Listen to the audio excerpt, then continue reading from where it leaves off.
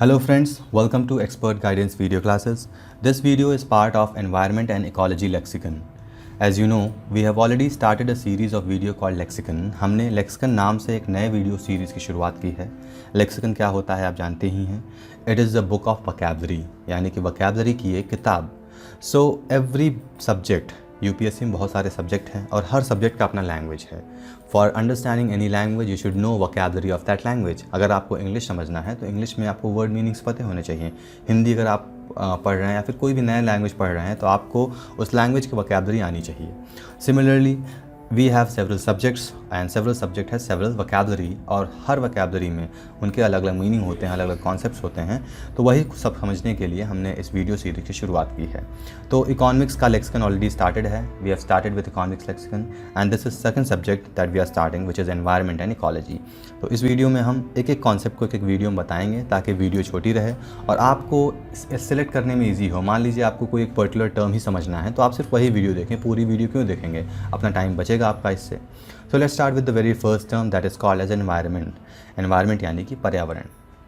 अगर हम बात करें एनवायरनमेंट की डेफिनेशन की तो जनरल वे में इसका जो डेफिनेशन का रेंज है बहुत ही ब्रॉड है, यानी कि एक डेफिनेशन नहीं है. It has got a broad range of definition, मतलब बहुत सारे डेफिनेशन हैं, इसके बहुत सारे मीनिंग हैं, बहुत सारे इंटरप्रिटेशन भी हैं. अगर जनरल वे में आपसे पूछा जाए, अगर आपने एनवायरनमेंट एंड इकोलॉजी नहीं पढ़ा है अभी तक और आपसे कोई पूछता है एनवायरनमेंट क्या होता है, then what you say. For you environment would be equal to nature. Nature ही आपके लिए एनवायरनमेंट है. नेचर यानी कि क्या होता है, जिसमें ह्यूमन का इंटरवेंशन बहुत ही कम हो. कोई भी चीज़ नेचुरल तब तक रह सकती है. मान लीजिए कोई जंगल है, वो जंगल तभी तक जंगल बना रहेगा जब तक उसमें ह्यूमन इंटरवेंशन ना हो. अगर ह्यूमन ने इंटरफेयर किया जंगल में तो वो फॉरेस्ट नहीं रह जाएगा, it will turn to something else. So जितना भी नेचुरल फिनोमिनन होते हैं, नेचुरल ऑब्जेक्ट्स होते हैं, नेचुरल एनिमल होते हैं, प्लांट्स होते हैं, सबको आप एनवायरनमेंट मांगते हैं. कई लोग तो एनवायरनमेंट को, एग्रीकल्चर को भी एनवायरनमेंट में इंक्लूड करते हैं, since it includes crops, plants, इसको भी एनवायरनमेंट में इंक्लूड किया जाता है. But if we study systematically, अगर हम एनवायरनमेंट को सिस्टमैटिकली पढ़ें तो सबसे पहले उसका लिटरल मीनिंग समझने की कोशिश करते हैं. मतलब एनवायरनमेंट शब्द का मतलब क्या होता है एक्चुअली में. तो एनवायरनमेंट का मतलब सिंपली होता है सराउंडिंग. मतलब कि जो भी हमारे अगल बगल में है उसको हम एनवायरनमेंट कहेंगे. अब देखिए, कोई भी टॉपिक हम पढ़ रहे हैं, कुछ भी हम समझने की कोशिश कर रहे हैं तो we should have something as reference. हम किसी को रेफरेंस मान के ही कोई चीज़ समझ सकते हैं, ऐसे डायरेक्टली नहीं समझ सकते हैं. So for us what we can take reference. Reference हम एक इंडिविजुअल को मान सकते हैं. इंडिविजुअल मतलब कि हम खुद को एक रेफरेंस मान सकते हैं, या फिर किसी एनिमल को रेफरेंस मान सकते हैं, या फिर किसी ऑब्जेक्ट को रेफरेंस मान सकते हैं. तो कुछ भी एक रेफरेंस पॉइंट रहेगा और इस रेफरेंस पॉइंट के अंदर तो जो भी हमने रेफरेंस पॉइंट माना है, तो इस रेफरेंस के सराउंडिंग में जो कुछ भी रहेगा, anything and everything around this reference point would be called its environment. यानी कि इस रेफरेंस का वो एनवायरनमेंट कहा जाएगा. समझ में आ रहा है. इसी को हम एनवायरनमेंट कहते हैं. अब देखिए, अब एनवायरनमेंट में क्या क्या होगा इससे आपको समझ में आ रहा है. जैसे एक रेफरेंस तो ही हो गया. अब रेफरेंस कोई भी हो सकता है, individual, animal, objects, whatever can be a reference. अब इस रेफरेंस के अलावा बहुत सारे चीज़ें रहेंगी, बहुत सारे ऑब्जेक्ट्स रहेंगे, living things, non living things, बहुत लोग रहेंगे. अब अगर हम जनरल वे में देखें तो क्या कभी ये जो एनवायरनमेंट में जो भी कंपोनेंट्स होते हैं, क्या कभी ये आइसोलेशन में रहते हैं. आइसोलेशन मतलब क्या, कभी आपको ये अकेले पाए जाएंगे.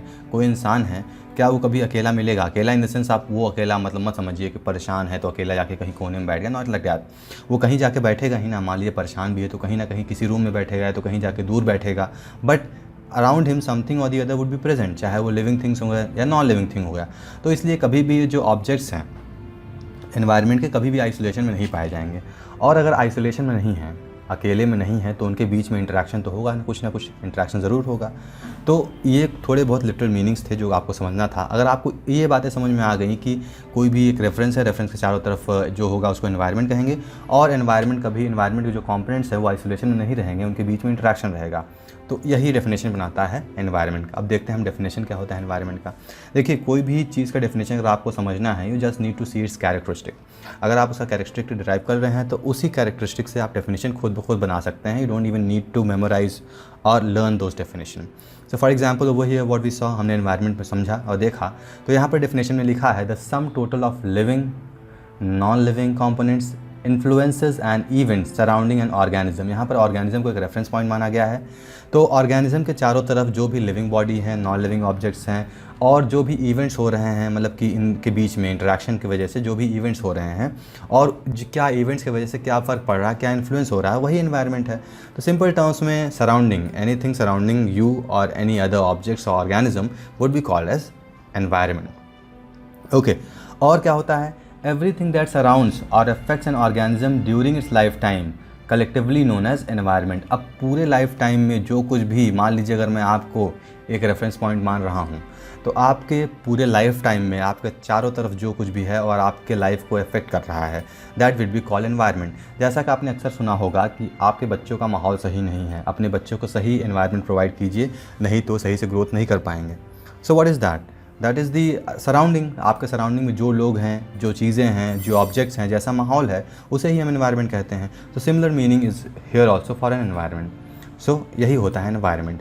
अब एनवायरनमेंट के कंपोनेंट्स क्या होते हैं? देखिए, कंपोनेंट्स भी बहुत ही क्लियर है, जैसा कि हमने समझा कि एनवायरनमेंट में चारों तरफ जो भी होगा वो एनवायरनमेंट का पार्ट होगा। तो एनवायरनमेंट में दो कंपोनेंट होते हैं मेजरली। एक होता है एबायोटिक कंपोनेंट, एक होता है बायोटिक कंपोनेंट। एबायोटिक कंपोनेंट होते हैं non living objects. Non living objects को हम एबायोटिक कंपोनेंट्स कहेंगे और यही बायोटिक कंपोनेंट्स जो होंगे वो लिविंग होंगे। ओके, तो एग्जांपल क्या होंगे एबायोटिक कंपोनेंट्स के? Soil, topography, water, atmosphere. Soil यानी मिट्टी, टोपोग्राफी मतलब लैंड का स्ट्रक्चर जो है, वाटर पानी आप जानते हैं, एटमॉस्फेयर भी आपको पता है। लिविंग ऑब्जेक्ट्स क्या होंगे? अगर आप अपने सराउंडिंग में देखिए तो आपके सराउंडिंग में पेड़ पौधे लगे हैं, कुछ हरे हैं, कुछ हरे नहीं हैं। जानवर्स आपको मिलेंगे, कुछ पैरासाइट्स मिलेंगे, मतलब कि माइक्रो ऑर्गेनिज्म होते हैं जो कि माइक्रोस्कोप के अंडर में ही दिखेंगे, ऐसे नहीं दिखेंगे, ठीक है, माइक्रोस्कोपिक होते हैं ये। अगला क्या है? डिकम्पोजर्स। डिकम्पोजर्स क्या होते हैं? जैसे कि कोई किसी का डेथ हो जाता है, कोई एनिमल का डेथ हो जाता है या कोई ह्यूमन बीइंग का डेथ हो जाता है, उसको अगर बरी करते हैं, हम ज़मीन में दफना देते हैं, तो वो देखिए कुछ दिन बाद वो बॉडी ख़त्म हो जाती है। कैसे ख़त्म हो जाती है? तो वो डिकम्पोजर्स होते हैं, वो भी एक माइक्रो ऑर्गेनिज्म होते हैं जो कि इस बॉडी को डिकम्पोज यानी कि डाइजेस्ट करके खा जाते हैं और इसको कन्वर्ट कर देते हैं रॉ मटेरियल में, सॉइल के लिए, सॉइल और प्लांट्स के लिए रॉ मटेरियल में ये कन्वर्ट कर देते हैं। फाइन। और एक इंपॉर्टेंट कॉन्सेप्ट क्या है एनवायरनमेंट का? एनवायरनमेंट कभी भी स्टैटिक नहीं होती है। स्टैटिक मतलब कि रुका हुआ नहीं होता, ठहरा हुआ नहीं होता। जैसे तालाब में पानी ठहरा हुआ होता है, उस तरह एनवायरनमेंट ठहरा नहीं होता है। इट इज़ कॉन्टीन्यूसली मूविंग, मतलब कि मूविंग एनवायरनमेंट खुद मूव नहीं करता है, लेकिन एनवायरनमेंट के जो कंपोनेंट है, बायोटिक और एबायोटिक कंपोनेंट है, इनके बीच में हमेशा इंटरेक्शन होता रहता है, फ्लक्स होता रहता है। मतलब मान लीजिए कोई एनिमल है और कोई प्लांट है। अब एनिमल क्या करेंगे? इन प्लांट को खा जाएंगे, फिर ये एक्सक्रीट करेंगे, फिर वो डिकम्पोजर्स उसको यूज़ करेंगे, या फिर एनिमल का जब डेथ हो जाता है तो वो डिकम्पोजर के थ्रू डिकम्पोज हो ख़त्म हो जाएंगे। फिर उसका ये डिकम्पोजर ने जो एक्सक्रीट किया उसका यूज़ करके प्लांट फिर से ग्रो कर जाता है। तो ये एक साइकिल बना देता है, यहाँ पर आप देख रहे हैं। तो ये इंटरेक्शन हमेशा एनवायरनमेंट में होता है, स्टैटिक नहीं होता है environment. Okay, so that's all for today's video. I hope आपको एनवायरनमेंट का कॉन्सेप्ट समझ में आ गया है। Thank you for watching and if you have any question you can always ask in the comment box. See you next video, till then good bye.